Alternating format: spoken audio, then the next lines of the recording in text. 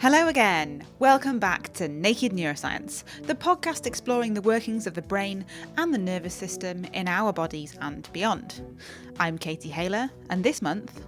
Though we are capable of imagination and imaginary play as adults, the drive to play and the percentage of time one in adulthood plays is less than, obviously, than when we were children.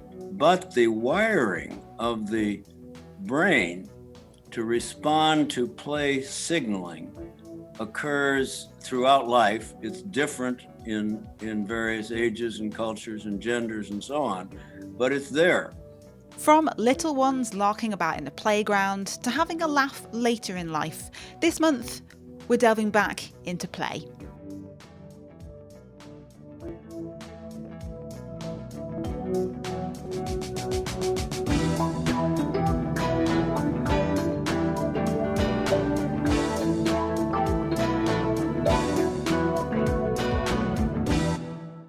But first up is our usual neuroscience news segment, and cognitive neuroscientist Duncan Astle navigates the neuroscience of a nap. When I was an undergraduate, I used to have a nap every day in the middle of the day, and Really? I claim to this day that it was purely for educational purposes. Okay, Duncan, we'll believe you. It turns out, though, that when we're asleep, the brain can be really rather active, and that brain processes going on during sleep are important for learning. Better sleep, better consolidation of what you've learnt during the day. But what is it about sleep that's actually good for learning? Well, the paper Duncan looked at this month wanted to figure out the relative contributions of rapid eye movement, or REM sleep, where dreaming comes in, and non-REM sleep to learning. So here's Duncan. And there's quite a bit to this experiment, so hang in there. They trained people on a visual learning task, and then they let participants have a 90-minute nap. And then when they woke up, they tested them on the task again to see how much better they had got from their initial training. Now, whilst they were asleep, they also scanned their brains with a special type of brain scan called a magnetic resonance spectroscopy scan, or MRS. And the really neat thing about this scan is it picks up different chemicals in the brain, including neurotransmitters, tiny chemicals vital for the communication of electrical signals in everyone's brains. And they looked at two different types of neurotransmitters. So glutamate, which is an excitatory transmitter. It upregulates or increases the activity of neurons in the brain, versus GABA, which is an inhibitory transmitter. It downregulates or suppresses the activity of different neurons in the brain. So everyone learns a task, then they go for their nap in the brain scanner, and their brains are scanned, and the relative levels of these different neurotransmitters in the visual areas of their brain that have been responsible for learning the task are measured whilst they sleep. They wake up and they're tested on the task again. And they could then establish whether there were any relationship between how good people were at the task when they woke up and what had been happening in their brains as they slept.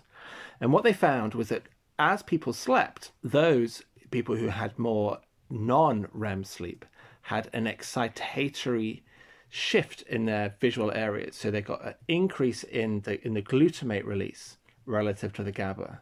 The bigger that shift, the bigger the improvement on the task, versus people who had more REM sleep and they had more of an inhibitory shift in their brain patterns, which seemed to be less well associated with getting better on the task. So then there was a twist. What they then did was they took the same participants and they tried to train them to do a different task, which would interfere with the original task that they had learnt. And then they test them on the original task to see how much interference they have experienced. And there they found that the people who did best were those who had had some non-REM sleep, but had also had some of that inhibitory REM sleep. And what they propose is that when you're asleep in that non-REM phase, you get this big increase in excitatory neurotransmitter release that they think might have something to do with brain plasticity. But that what's also important for learning is the stabilization of those new connections. And so having some REM sleep, the inhibitory shift, they think is to do with having the stabilization. And so it's those subjects who've had that bit of stabilization that show the best resistance to the interference from the new task. I see. So for you to learn something or for your learning to be consolidated when you're asleep, you've got to make those connections and then you've got to stabilize those connections. And both parts are really important. Yeah, exactly. So people who learnt really well and had loads of non-REM sleep but had no REM found that they were highly prone to the interference of the new task, right? So they were able to learn the original task, but as soon as something new comes along, it interferes with their original proficiency on the first task. The best people are those who get a little bit of both. So there's quite a lot going on in this study, and I think you said actually earlier that this is just one of 4 experiments that they did. So if you need both REM and non-REM sleep in order to learn something well, what situations would you not get both in a normal night? The timing of the cycles between REM and non-REM sleep are kind of different across different individuals. So, for example, in non-REM sleep, there are different stages, all the way down to the kind of deepest level of sleep, where the brain is least active. And then gradually the person will rise back up and they'll get to REM sleep, which is like the last step before the person wakes up. Different people cycle through those things at different rates. And so in a night, different people will get different amounts of different levels of sleep. For instance, if I were to wake you up every hour, it might be that you never get to your REM sleep cycle. Say if there isn't something specific waking you up, like say if you've got a young baby or something like that, say if you have a sleep issue associated with mental ill health, I'm guessing that's going to be pretty important as in a knock-on effect for how you learn. Yeah, actually sleep disturbance is identified in all sorts of different types of disorder, not just adult mental health issues, but for instance, lots of developmental disorders. So kids with ADHD, sleep disturbance is one of the most commonly reported symptoms of having ADHD. And one of the theories going is that one of the reasons why lots of individuals might find it harder to learn isn't just because of the direct impact of their particular symptoms, like being anxious or being depressed, but it's that combined with having poorer quality sleep, that also contributes to its impact on learning. I don't know if this is more of a semantics question, but does it depend on what you're learning? I know this was a visual task, is that right? What if you were doing some sort of, I don't know, just growing up in life, emotional learning or something like that? Yeah, I think that's different. So it may be that sleep's crucial for that in the same way, but we don't know that from these data. But there are other studies. For example, if I teach you new words, like if I taught you the new word cathedruk to start with, you find that people do remember it quite well, but it doesn't interfere with your other known words like cathedral. And so we know that it's not properly represented like a word, but after a good night's sleep, you find that people start to represent it like a real word. And so we know that it will interfere with a real word like cathedral. And so it works for more complex tasks, not just kind of really basic visual learning tasks, even kind of complex vocabulary tasks where you're learning a new word with a new meaning, seem to have sleep-dependent learning effects. Is it a bit of a perennial issue with sleep science to try and really accurately replicate the sleep that people would have at night at home normally in a lab in a 90-minute nap? There are universities that have labs that are specially designed to try and recreate. But I think the reality is that you're never going to perfectly recreate someone's sleep. Because, for instance, we're going to have to put some electrodes on their head to know what sleep stage they're in. What would you say the significance of this finding is? Because it certainly makes sense that in order to learn something, you need to have what I would call a good night's sleep, which I guess encompasses multiple sleep cycles and REM and non-REM. Is that novel? I think people have hitherto assumed that the reason that a good night's sleep is important is so the next day you're kind of alert and bright-eyed. And that's true, probably. But what these data show is that there's another reason, which is that actually, whilst you're having a good night's sleep, the learning is continuing, as in your brain is continuing in a process of laying down durable representations and durable patterns of activity that will assist you the following day. The more we understand about the neurochemical relationships between what happens when we sleep and how we learn, I think the better, because there are so many people who have disturbed sleep for various different reasons, like having ADHD. And understanding more about what's going on in the brain when we get good sleep might, in the long run, actually help us intervene and support those people who could do with a better night's sleep. Duncan Astall from Cambridge University, thanks very much. Now, this month, perceptual psychologist Helen Keyes muses over motion sickness. Around 1 in 3 of us suffer quite significantly from motion sickness when we're travelling. And aside from medications, there are actually very few ways to alleviate this. But there is some research that shows that habituation or repeated exposure to travel sickness-inducing situations can help to alleviate the problem. Now, as you can imagine, repeatedly exposing yourself to being travel sick is not a pleasant solution to the problem. Ugh, no. Repeatedly exposing myself to motion sickness does not sound like my cup of tea. Helen explained that motion sickness arises out of a disconnect between what you're seeing and what your body is feeling. Some research had previously noted that interesting link between visuospatial abilities and travel sickness. They noted that people who have greater visuospatial control abilities are less susceptible to travel sickness. Visuospatial abilities, essentially just how you are at moving through the world. So mentally rotating scenes in your head, how you are at hand-eye coordination, all of these things are tied in together. So just your spatial awareness and your control of that. So that had been what previous research had shown us, but there's very little done on this. But it did lead the researchers to ask whether people could be trained to have better visuospatial skills, and if so, whether this in turn would lead to reduced travel sickness. So they tested just that. They had 42 participants, which is very few, and that was further divided down so that 20 of those participants did their testing in a driving simulator. Driving simulators are really famous for their travel sickness effects, so they're a pretty good tool to use for this study. Then the other 22 participants were in a real car being driven around on the road. Now, those other 22 participants, only 15 of them were in the real experimental condition and the other 7 were in a control condition. So what did they do? Well, before anybody began any of their testing, a measure of visuospatial skills were taken, and this was done using the classic mental rotation task. You may have come across this.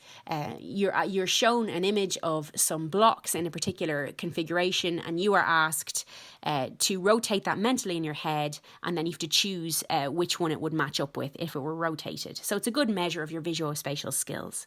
Oh dear, I find that sort of thing really hard. I have to turn the IKEA flat pack instruction guide to the way that the stuff is sitting in my living room. It is a really challenging task. And do you also suffer from travel sickness? Yes. Well, there you go. You've just demonstrated what these researchers were looking for. They wanted to have a kind of baseline measure of people's motion sickness. So initially, participants would either be in the driving simulator or be driven around in the car for 30 minutes, and then they would have a measure of their driving or motion sickness taken. Then, for 14 days, once a day, participants would use a visuospatial training pack, pen and paper tasks like looking at an unfolded cube and trying to manipulate that in their heads to think what it would look like as a folded cube, those types of tasks. And then after the 14 days, they would repeat the driving tasks. So they would either go back into the driving simulator or they would again be driven around in a car. And again, their motion sickness measures would be taken, and they would also do the mental rotation task again to see if their abilities had improved. So the first finding was that people who took part in the training did show a significant improvement in the mental rotation task. Following this training, motion sickness scores reduced hugely by 51% in the simulator group and by 58% in the on-road group. Whereas for the controls, the people who didn't do any training at all, motion sickness scores didn't change. So the visuospatial training did seem to reduce levels of travel sickness quite significantly. The authors are really keen to point out the benefits of this type of brain training for travel in automated vehicles. So we are predicting that as driving becomes more and more automated, even drivers may eventually be able to engage in reading or watching screens or even producing work while they're driving. And in this way, they're saying, well, perhaps this training could reduce the ill effects of motion sickness. I would say, though, that it is a very small sample size to make these claims on, but there were huge effects, so that does give us some hope.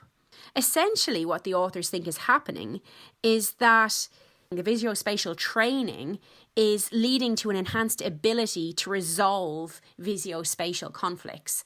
And that's essentially what travel sickness is. It's that conflict between your visual information and the spatial and bodily information that you're feeling. So they think just practicing manipulating those and controlling those visuospatial tasks is helping you to resolve those conflicts when you're in the car. Does this particular study help establish that kind of crux, that mechanism of what's actually changing in someone who has that problem compared to people who don't? I think it does, because we know from previous research that, you can essentially get into a habit of, if you put yourself in the situation of being travel sick a lot of times, it can help to reduce that effect. We're thinking it's tapping into the same thing. Your body is getting practice at resolving those conflicts, those visuospatial conflicts. And that seems to be just essentially getting you used to it and you don't feel so ill with it.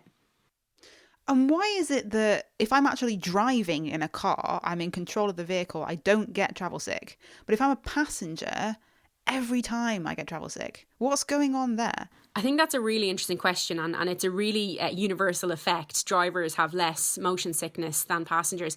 Obviously, you're not in control of the motion. So if you're ever doing any virtual reality headsets, or you're ever really immersed, like in the driving simulator, where movement is happening, even if your body and eyes are moving, movement is happening, but you're not in control of it, or you don't feel like it's part of what your body is doing, that's more of a conflict for you. It's less predictable for you.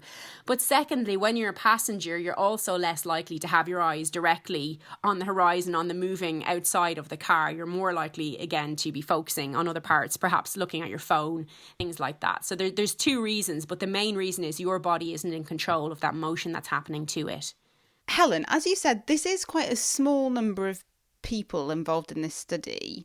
How convinced are you of the strength of this association?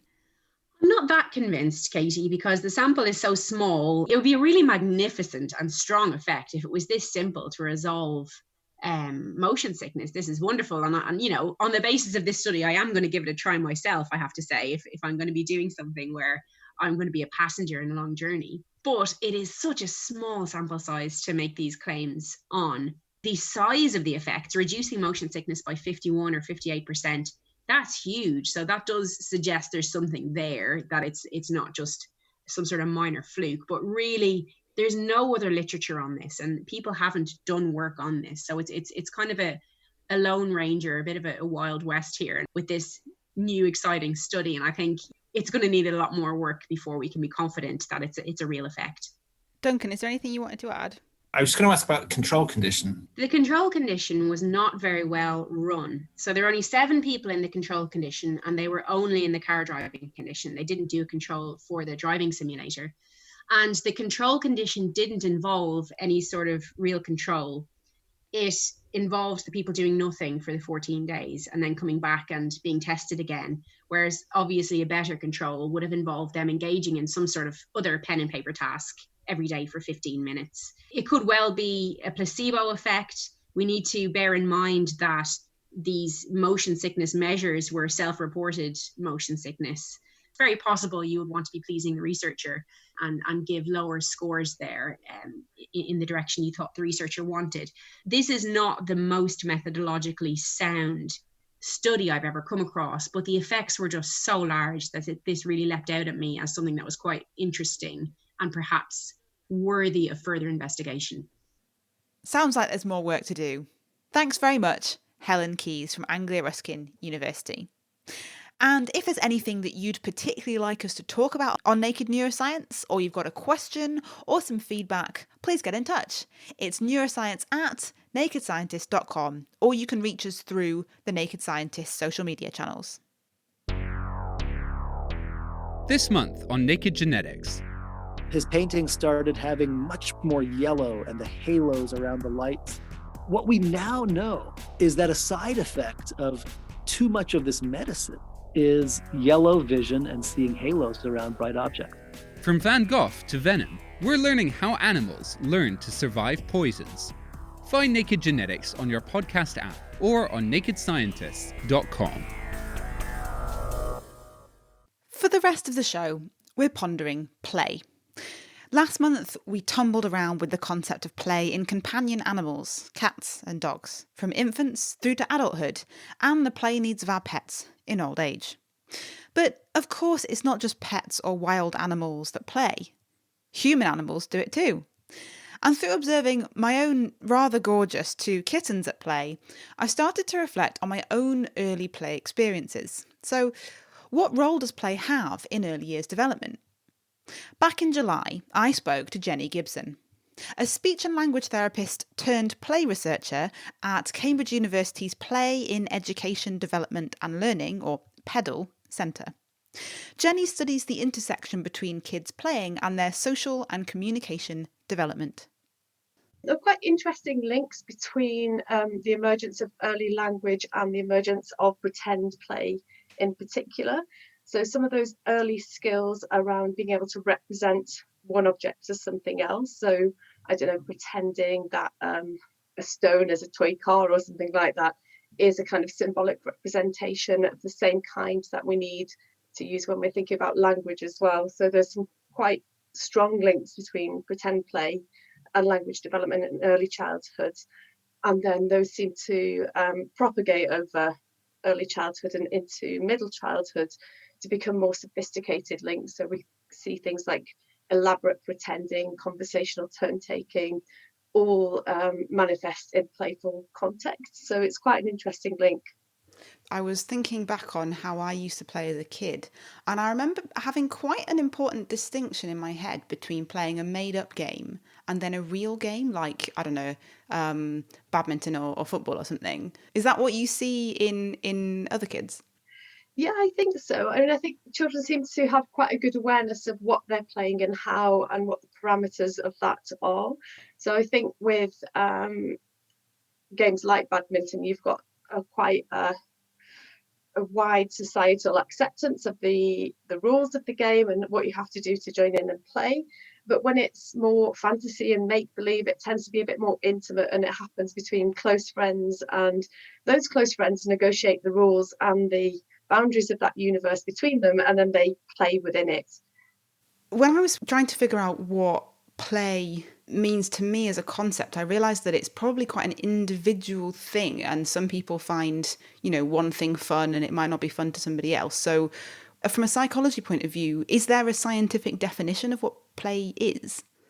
Oh, it's a very controversial area, and I think you're right. I think it's because it is so tied up with that individual perspective or that kind of small group perspective on what's enjoyable and what you choose to do freely. So I don't think there's a universally accepted definition. Lots of people talk about the importance of intrinsic motivation for play. So it's something that you're doing for its own sake, that it's not with a particular goal in mind, but it's something that's enjoyable and pleasurable and in the moment, and something that you do voluntarily. And that can vary from person to person, of course, and across different groups as well. How do researchers like you study play? So there are lots of different approaches. So the research that we've been doing in my lab, which is the Play and Communication Lab, we've been looking at play from different perspectives. So we've been looking at pretend play in particular and doing video-based observations of children where we pair up children, pop them in a room together with some toys, and then the researcher sort of makes an excuse and leaves the room, and we just film the unfolding interaction. And then we watch the video back and sort of annotate it for important behaviours relating to play and sort of manifestation of pretense, like getting into character, for example. So that's a sort of researcher defined approach. And of course, because we've got that video record, we can verify that with independent researchers, for example, to make sure that two people are taking the same thing away from the same video independently, and it's not as subjective as just one person watching it and drawing their conclusions. The other thing that we've been doing is getting children's own perspectives on play. So that's been really good fun. We'll go into a classroom and ask children to sort of tell us about who makes up the good stories, who makes people laugh, who tells jokes, who's playful in your classroom, and try to understand whether children conceive of playfulness as a kind of personality trait that you might vary along. And then related to that, we've also been asking children for their own views and experiences of play too. So there's a lot of communication involved in what you were describing. Does play necessarily have to be a kid playing with another kid, or can children play by themselves? The solitary aspect is important too, and that's kind of linked to behaviours around exploration and curiosity and sensation seeking. So a lot of early play for infants might be exploring an object, putting it in their mouth, seeing how it feels, what sort of noises does it make. And I guess similarly, you see solitary interests emerging in a more sort of formal way in adolescents and adults, when you might, I don't know, playing solo video games or something like that, or getting into origami that really keeps you occupied and intrinsically motivated, but doesn't necessarily have to have that social component. What about if communication is difficult for you as a little kid? Because it seems quite fundamental to playing with other kids. This is one of my main interests in the research. So that children who've got communication struggles can really have challenges with that social aspect of play, and sometimes they can be neglected by their peers, or they might actively be rebuffed or even victimised and bullied in some cases. It can turn into quite a problematic time of the day. I'm thinking about school playtime in particular now. So I think for children with communication challenges, we're just starting to understand their play needs and how we might make accommodations for different ways in which they might prefer to play, which are perhaps not quite as dependent on those advanced language and communication skills. And a really interesting project that we're just starting is looking at autistic play. Play-based therapies and interventions to support communication skills are quite common in early childhood interventions for autism or developmental language disorders, but they quite often take a very deficit-based approach, and we're interested in thinking about it in a more positive way and looking at ways in which autistic people or people with developmental language difficulties might choose to play differently, and how we could use that to scaffold their strengths rather than trying to always address deficits. How much has this got to do with the environment in which kids are playing? I guess at home that could be, I don't know, bedroom, garden, maybe at school it's the playground or the classroom. Does where you're playing and what you're playing with make a big impact?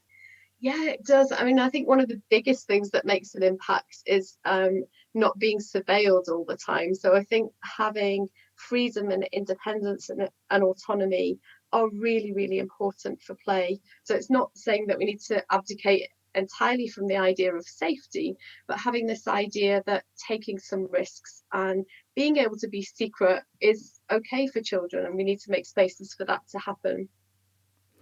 Do you think kids are playing enough? Because it's such a challenging time for so many people at the moment. It's particularly concerning that children have had this period where they haven't been able to get outside and play. I think a lot of sometimes the called adventurous elements of play happen outside when children have got space to do so. And so I think there's real deprivation there as a result of the lockdown. And I think particularly for children who are maybe in poorer families where they don't have access to outside space in the garden, for example, or there might be a lot of overcrowding in the home, there are serious challenges around getting those kinds of play opportunities. But on the other hand, I think the play instinct is really strong, and children play and they find creative ways to play sort of no matter where they are. You know, even in quite extreme adverse circumstances, you can still see evidence of play coming through. Not an ideal situation, but I'm sure that children are creatively compensating for this. What do you think is really not very well understood about play with regards to kids that needs further work? Where do you think the priorities are? It depends on who you're talking to. So in general, I think people see play as somewhat trivial, just for kids. It's not that important, nothing to do with education and development. And I think we need to challenge that view and understand more about the role that play has in promoting communication and those collaborative and social skills. I think there's another extreme view that just says play is this kind of panacea for everything, and it's so wonderful, we should all be doing it all the time, throughout the whole school day. And I don't think we've got the research evidence to back that up yet. So I think somewhere between the two, there's a space where play research needs to happen, acknowledging that it's an important right for all children and it's part of a healthy and happy childhood, but also sort of taking a more rigorous approach to understanding how play is a developmental mechanism and what its role might be in educational settings. Jenny Gibson from Cambridge University, thanks very much.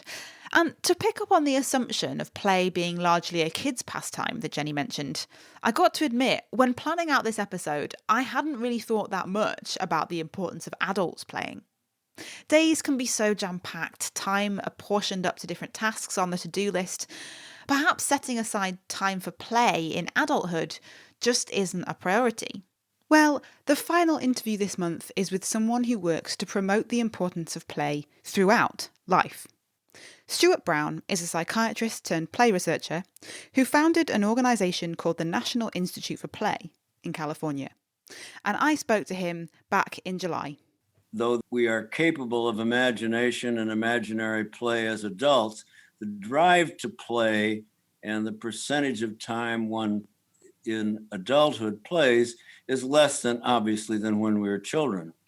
But the wiring of the brain to respond to play signaling occurs throughout life. It's different in various ages and cultures and genders and so on, but it's there. So that the ability to respond to playful stimuli is a part of being human through our life cycle. So what constitutes play as an adult? Is it having a giggle, relaxing, doing a hobby?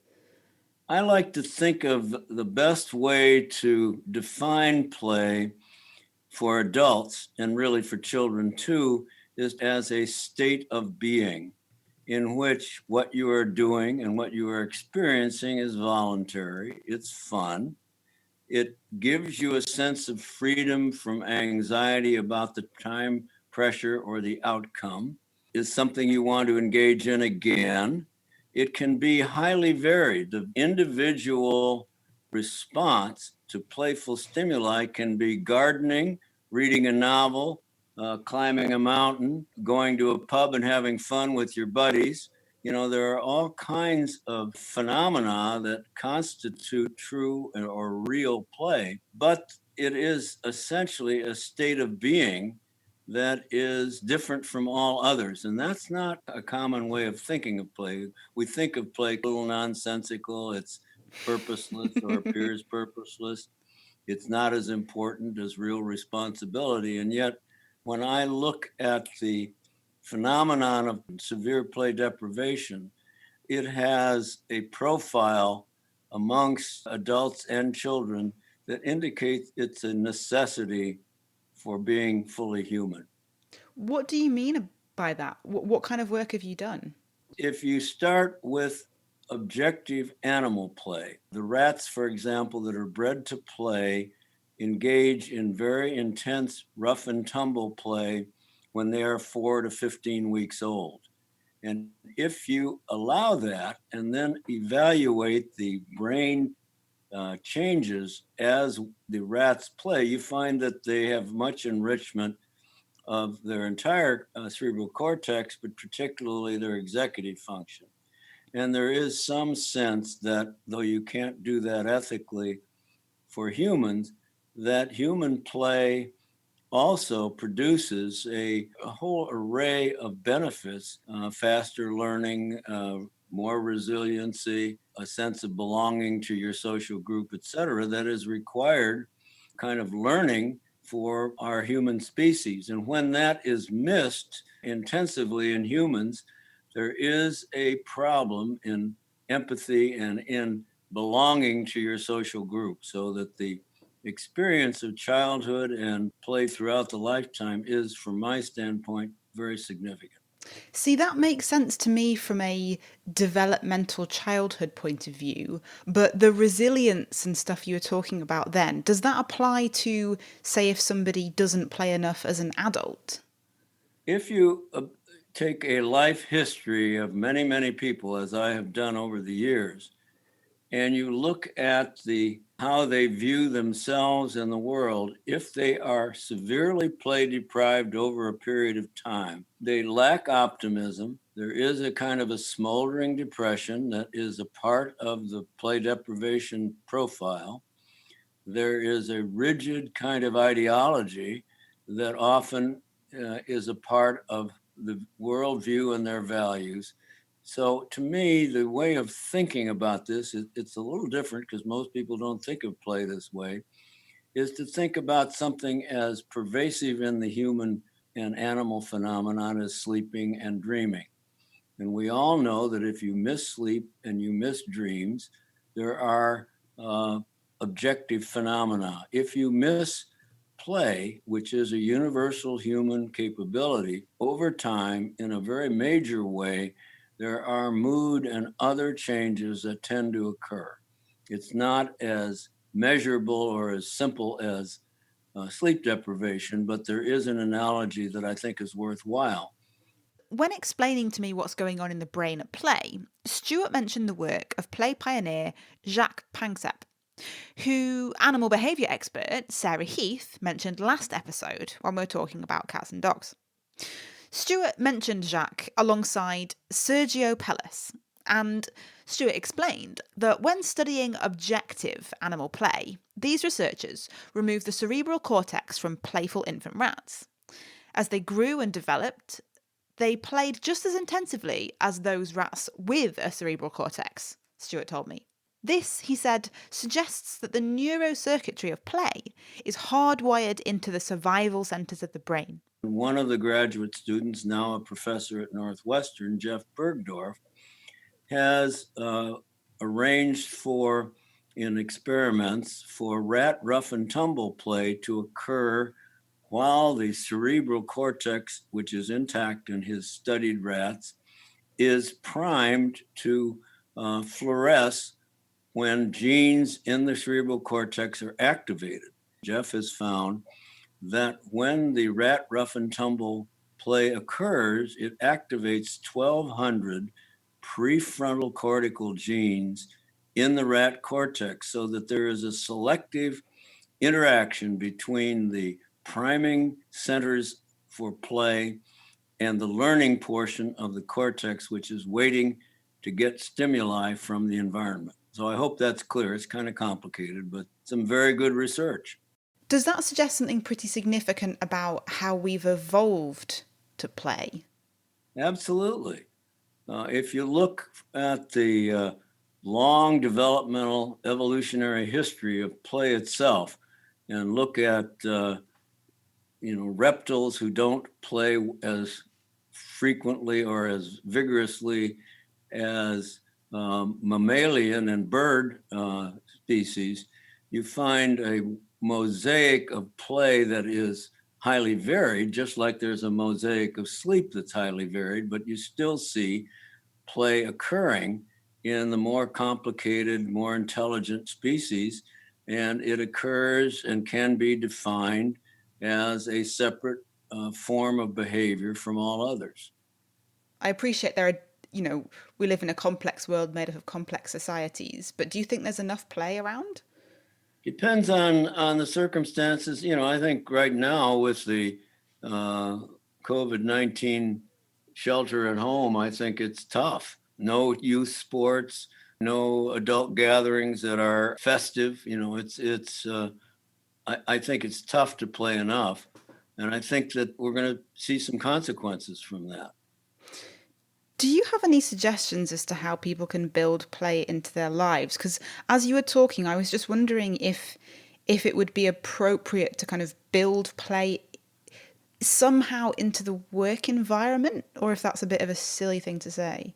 No, I think it's very possible to build play into the work environment. I think it's very possible for an individual to recognize that they need it, and for them to find something in their day that gives them a sense of freedom and a sense of fun and a sense of not relying on outcome, so that people realize that just like hand washing and a good nutrition are important, so too is finding for yourself moments, even when you're stressed, that are playful, whether it's music or dance or imaginary fantasies. It is an important element of personal health.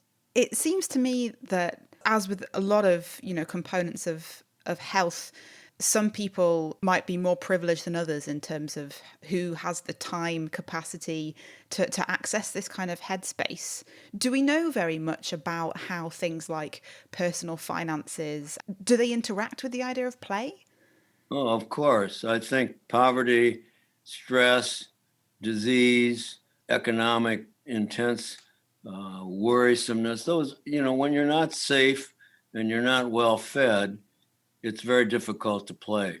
But even in circumstances that are very adverse, I think it is possible to have these moments where there is some personal sense of private freedom from all of the heaviness of the day, where we recognize that experiencing that kind of safe space, even if it is temporary, is an important element of personal health.